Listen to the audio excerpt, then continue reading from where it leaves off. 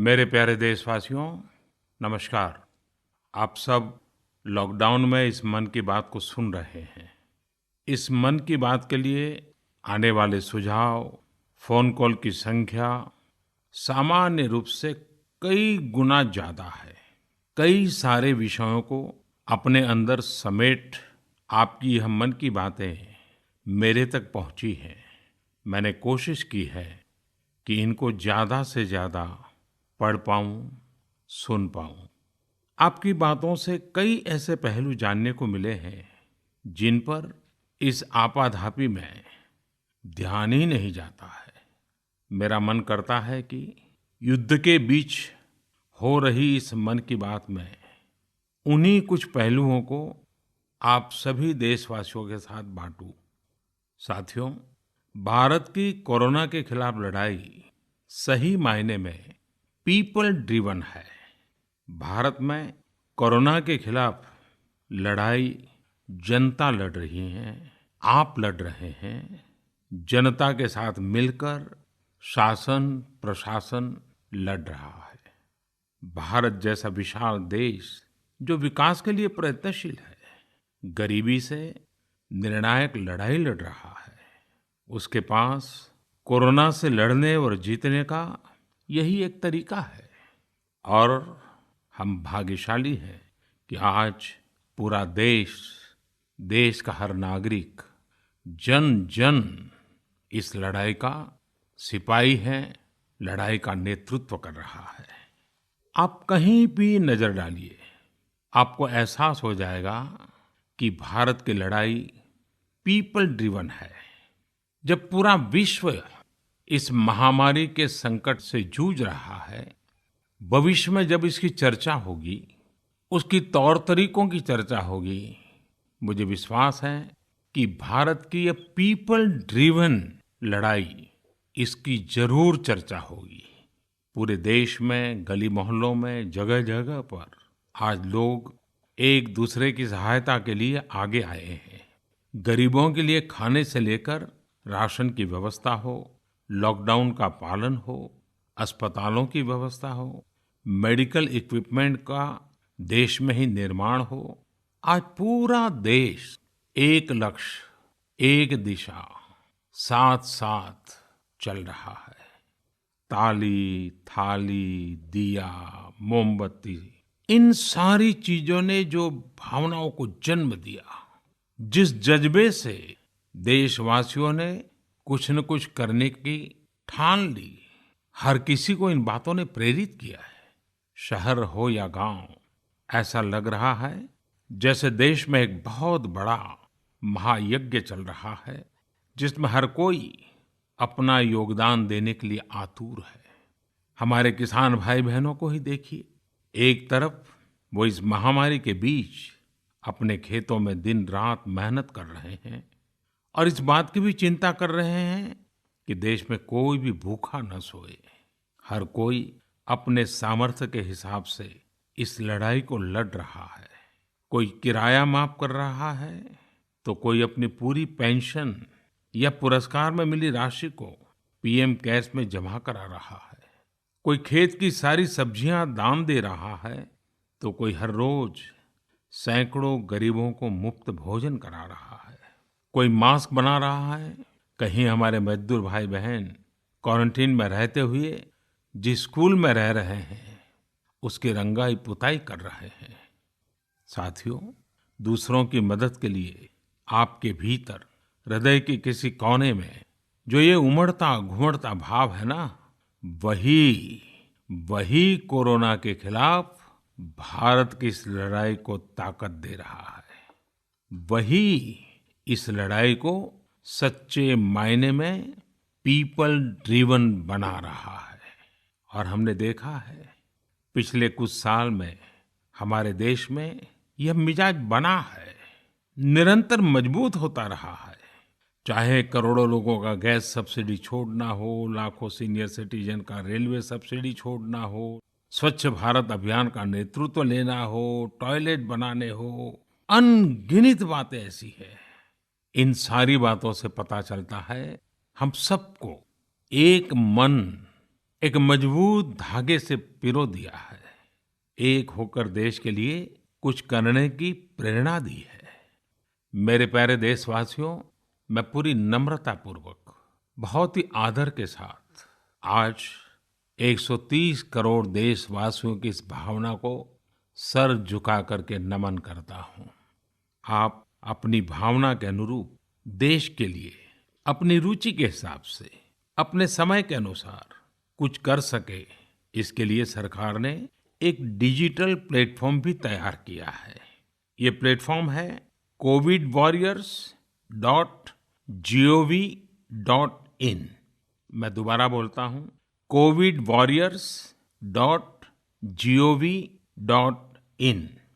सरकार ने इस प्लेटफॉर्म के माध्यम से तमाम सामाजिक संस्थाओं के वॉलंटियर्स, सिविल सोसाइटी के प्रतिनिधि और स्थानीय प्रशासन को एक दूसरे से जोड़ दिया है। बहुत ही कम समय में इस पोर्टल से 1.25 करोड़ लोग जुड़ चुके हैं। इनमें डॉक्टर, नर्सिस से लेकर हमारी आशा, एएनएम बहनें, हमारे एनसीसी, एनएसएस के साथी, अलग अलग फील्ड के तमाम प्रोफेशनल्स, उन्होंने इस प्लेटफॉर्म को अपना प्लेटफॉर्म बना लिया है। ये लोग स्थानीय स्तर पर क्राइसिस मैनेजमेंट प्लान बनाने वालों में और उसकी पूर्ति में भी बहुत मदद कर रहे हैं। आप भी covidwarriors.gov.in से जुड़कर देश की सेवा कर सकते हैं, कोविड वॉरियर बन सकते हैं। साथियों, हर मुश्किल हालात, हर लड़ाई कुछ न कुछ सबक देती है, कुछ न कुछ सिखा करके जाती है, सीख देती है, कुछ संभावनाओं के मार्ग बनाती है और कुछ नई मंजिलों की दिशा भी देती है। इस परिस्थिति में आप सब देशवासियों ने जो संकल्प शक्ति दिखाई है, उससे भारत में एक नए बदलाव की शुरुआत भी हुई है। हमारे बिजनेस, हमारे दफ्तर, हमारे शिक्षण संस्थान, हमारा मेडिकल सेक्टर, हर कोई तेजी से नए तकनीकी बदलावों की तरफ भी बढ़ रहे हैं। टेक्नोलॉजी के फ्रंट पर तो वाकई ऐसा लग रहा है कि देश का हर इनोवेटर नई परिस्थितियों के मुताबिक कुछ न कुछ नया निर्माण कर रहा है। साथियों, देश जब एक टीम बनकर के काम करता है, तब क्या कुछ होता है, ये हम अनुभव कर रहे हैं। आज केंद्र सरकार हो, राज्य सरकार हो, इनका हर एक विभाग और संस्थान राहत के लिए मिलजुल करके पूरी स्पीड से काम कर रहे हैं। हमारे एविएशन सेक्टर में काम कर रहे लोग हों, रेलवे कर्मचारी हो, ये दिन रात मेहनत कर रहे हैं ताकि देशवासियों को कम से कम समस्या हो।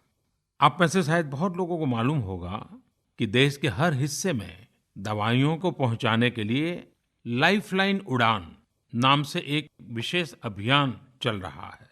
हमारे इन साथियों ने इतने कम समय में देश के भीतर ही 3 लाख किलोमीटर की हवाई उड़ान भरी है और 500 टन से अधिक मेडिकल सामग्री देश के कोने-कोने में आप तक पहुंचाया है।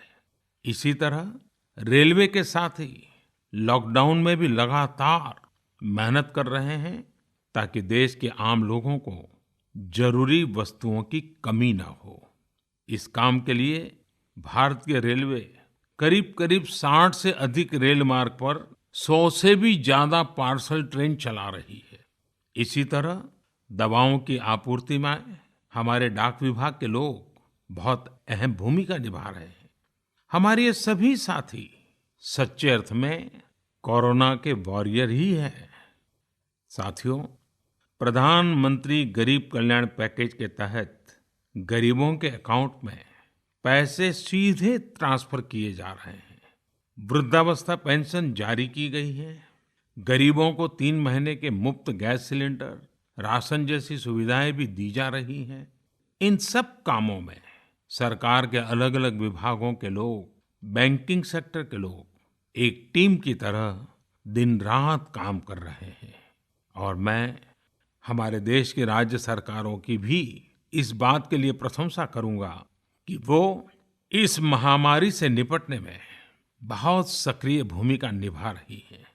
स्थानीय प्रशासन, राज्य सरकारें जो जिम्मेदारी निभा रही हैं, उसकी कोरोना के खिलाफ लड़ाई में बहुत बड़ी भूमिका है।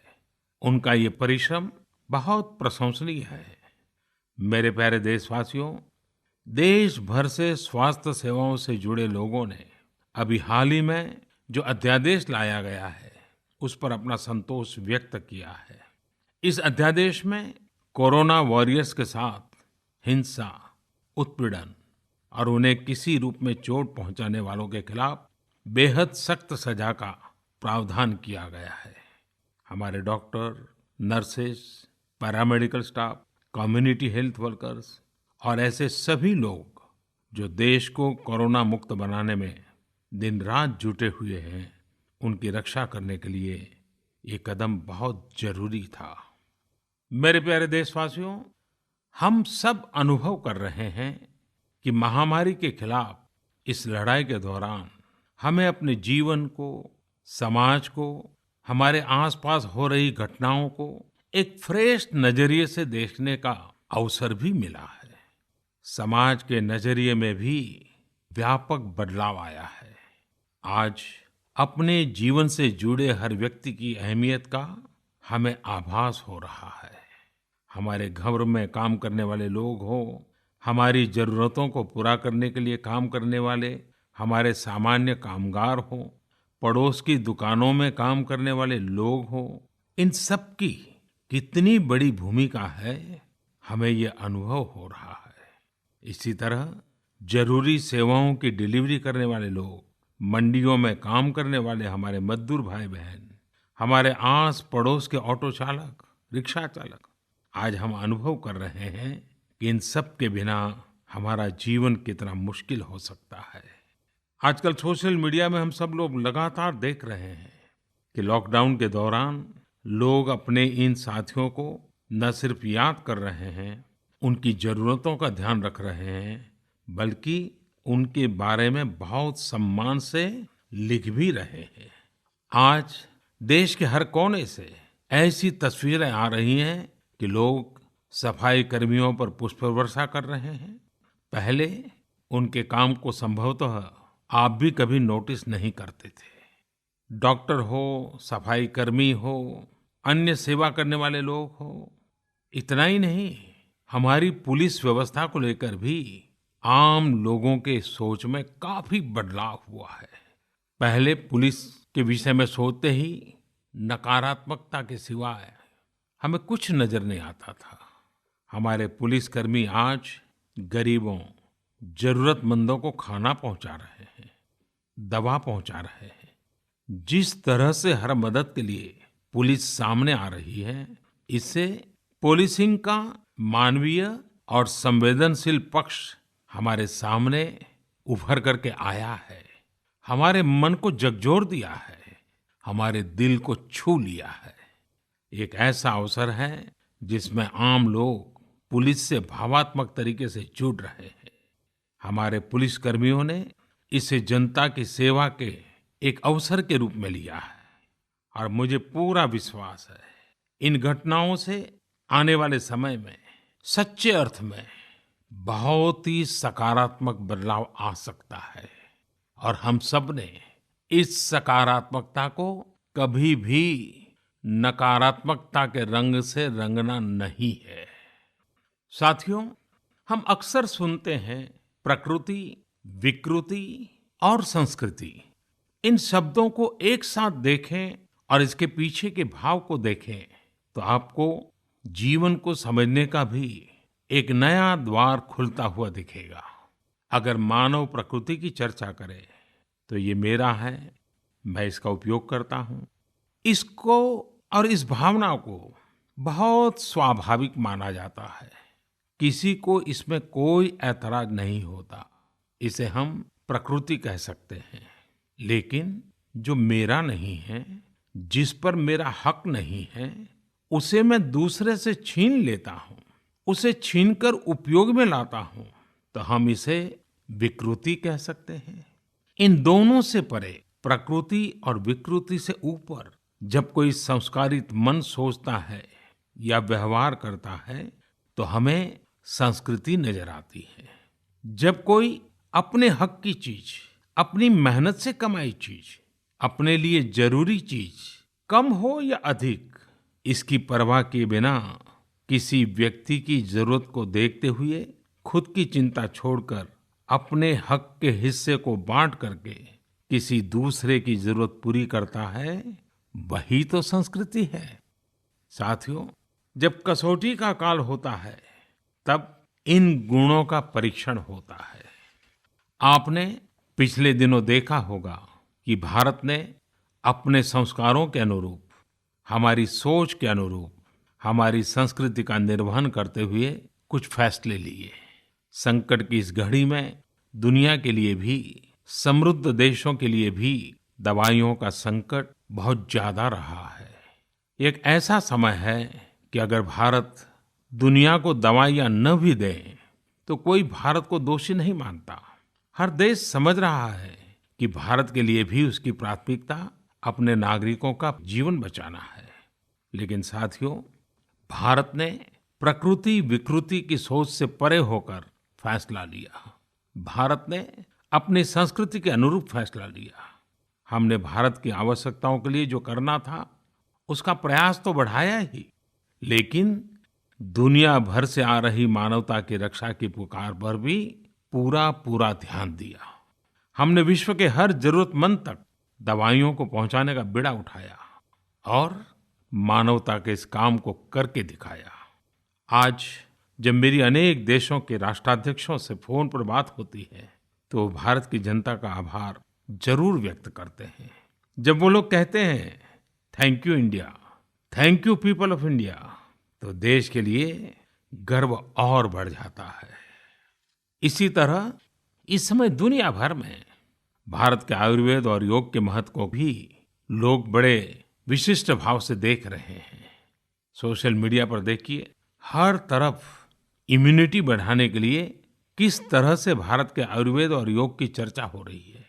कोरोना की दृष्टि से आयुष मंत्रालय ने इम्यूनिटी बढ़ाने के लिए जो प्रोटोकॉल दिया था, मुझे विश्वास है कि आप लोग इसका प्रयोग जरूर कर रहे होंगे। गर्म पानी, काढ़ा और जो अन्य दिशा निर्देश आयुष मंत्रालय ने जारी किए हैं वो आप अपनी दिनचर्या में शामिल करेंगे तो आपको बहुत लाभ होगा।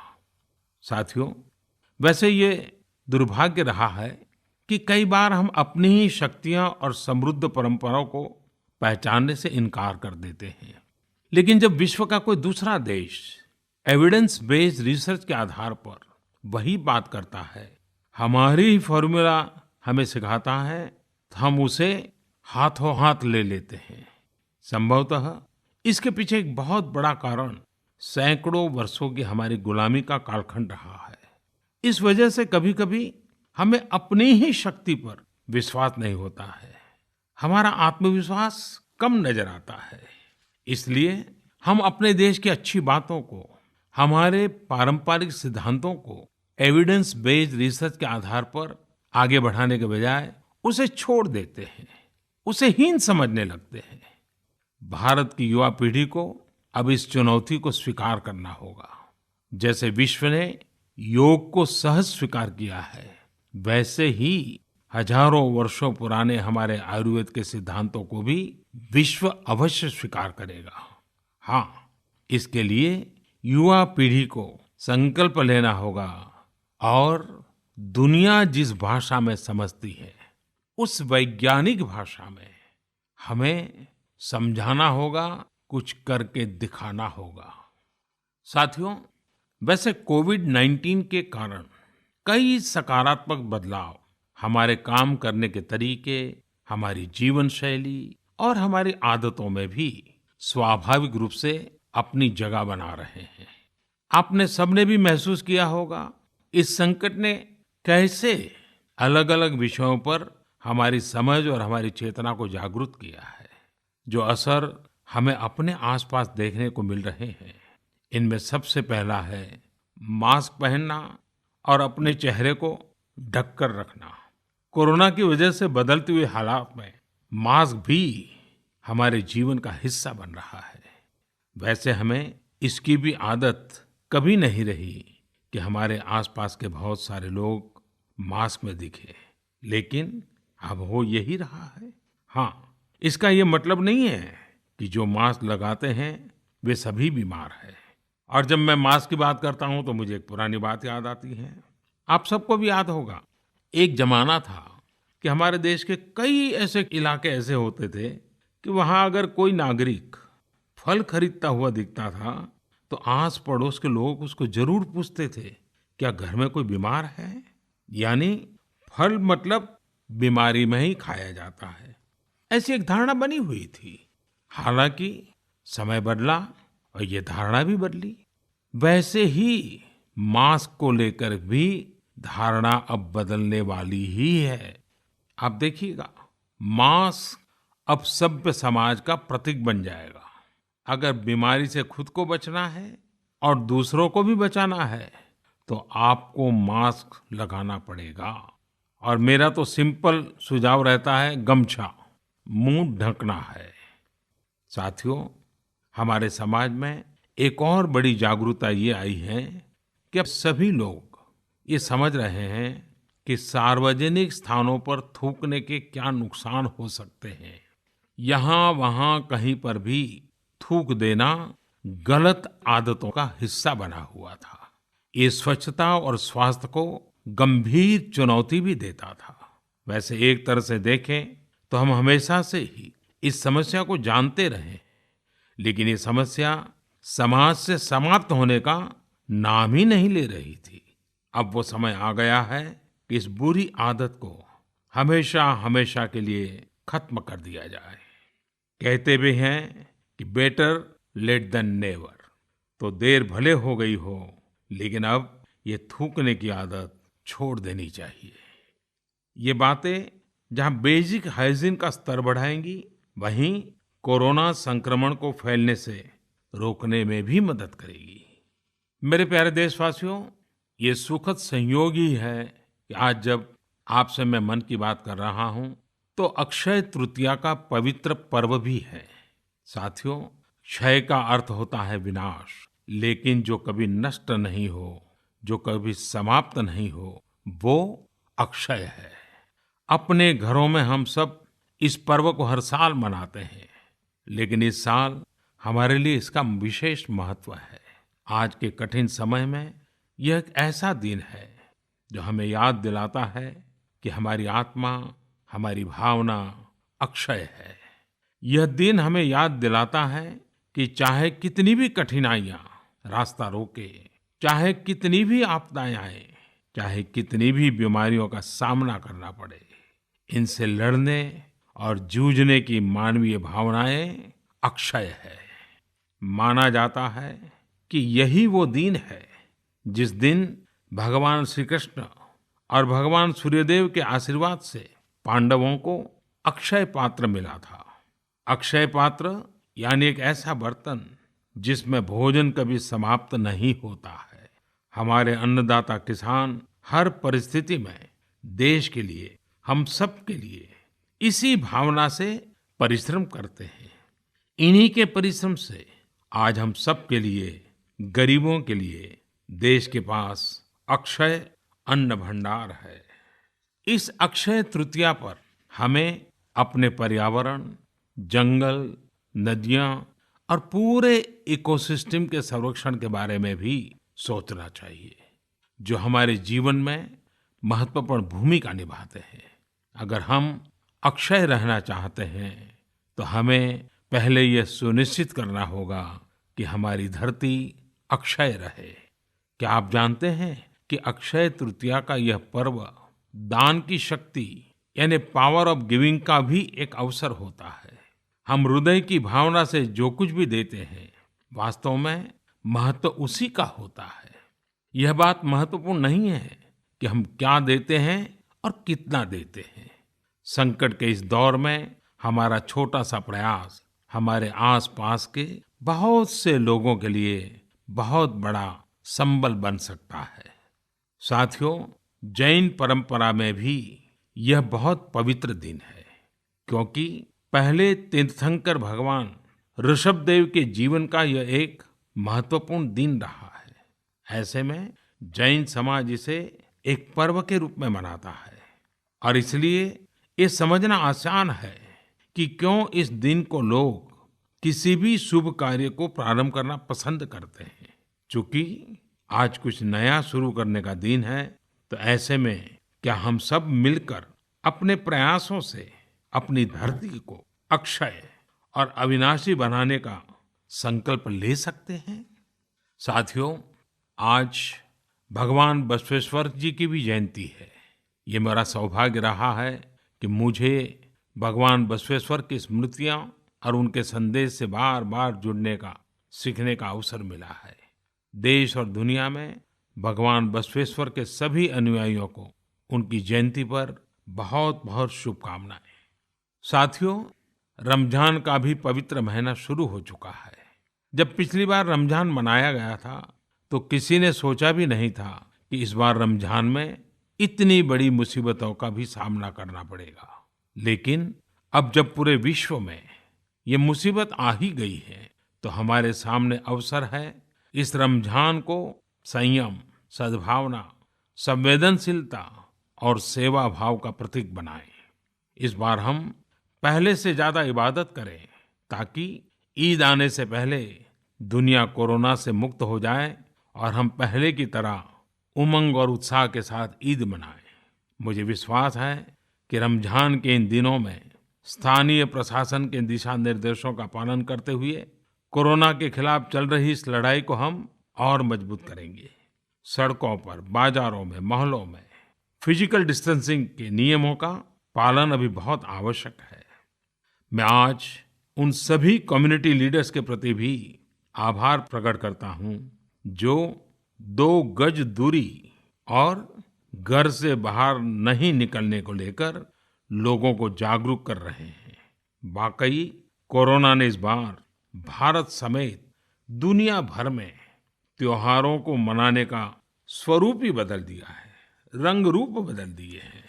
अभी पिछले दिनों ही हमारे यहाँ भी बिहू, बैसाखी, पुथंडू, विशु, ओडिया न्यू ईयर, ऐसे अनेक त्योहार आए।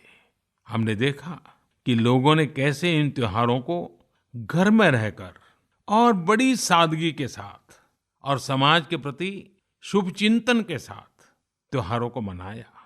आमतौर पर वे इन त्योहारों को अपने दोस्तों और परिवारों के साथ पूरे उत्साह और उमंग के साथ मनाते थे, घर के बाहर निकलकर अपनी खुशी साझा करते थे। लेकिन इस बार हर किसी ने संयम बरता, लॉकडाउन के नियमों का पालन किया। हमने देखा है कि इस बार हमारे ईसाई दोस्तों ने ईस्टर भी घर पर ही मनाया है। अपने समाज, अपने देश के प्रति ये जिम्मेदारी निभाना आज की बहुत बड़ी जरूरत है। तभी हम कोरोना के फैलाव को रोक पाने में सफल होंगे, कोरोना जैसी वैश्विक महामारी को परास्त कर पाएंगे। मेरे प्यारे देशवासियों, इस वैश्विक महामारी के संकट के बीच आपके परिवार के एक सदस्य के नाते, और आप सब भी मेरे ही परिवारजन हैं, तब कुछ संकेत करना, कुछ सुझाव देना, ये मेरा दायित्व भी बनता है। मेरे देशवासियों से मैं आपसे आग्रह करूंगा, हम कतई अति आत्मविश्वास में न फंस जाएं। हम ऐसा विचार न पाल लें कि हमारे शहर में, हमारे गांव में, हमारी गली में, हमारे दफ्तर में अभी तक कोरोना पहुंचा नहीं है, इसलिए अब पहुंचने वाला नहीं है। देखिए, ऐसी गलती कभी मत पालना। दुनिया का अनुभव हमें बहुत कुछ कह रहा है और हमारे यहाँ तो बार बार कहा जाता है, सावधानी हटी तो दुर्घटना घटी। याद रखिए, हमारे पूर्वजों ने हमें इन सारे विषयों में बहुत अच्छा मार्गदर्शन किया है। हमारे पूर्वजों ने कहा है, अग्नि ही शेषम ऋण शेषम व्याधि शेषम तथैव च पुनः पुनः प्रवर्धेत तस्मात् शेषम न कारयेत। अर्थात हल्के में लेकर छोड़ दी गई आग, कर्ज और बीमारी मौका पाते ही दोबारा बढ़कर खतरनाक हो जाती है। इसलिए इनका पूरी तरह उपचार बहुत आवश्यक होता है। इसलिए अति उत्साह में स्थानीय स्तर पर कहीं पर भी कोई लापरवाही नहीं होनी चाहिए। इसका हमेशा हमेशा हमने ध्यान रखना ही होगा। और मैं फिर एक बार कहूंगा, 2 गज दूरी बनाए रखिए, खुद को स्वस्थ रखिए। 2 गज दूरी बहुत है जरूरी। आप सबके उत्तम स्वास्थ्य की कामना करते हुए मैं मेरी बात को समाप्त करता हूं। अगली मन की बात के समय जब मिले, तब इस वैश्विक महामारी से कुछ मुक्ति की खबरें दुनिया भर से आए, मानवजात इन मुसीबतों से बाहर आए, इसी प्रार्थना के साथ आप सबका बहुत बहुत धन्यवाद।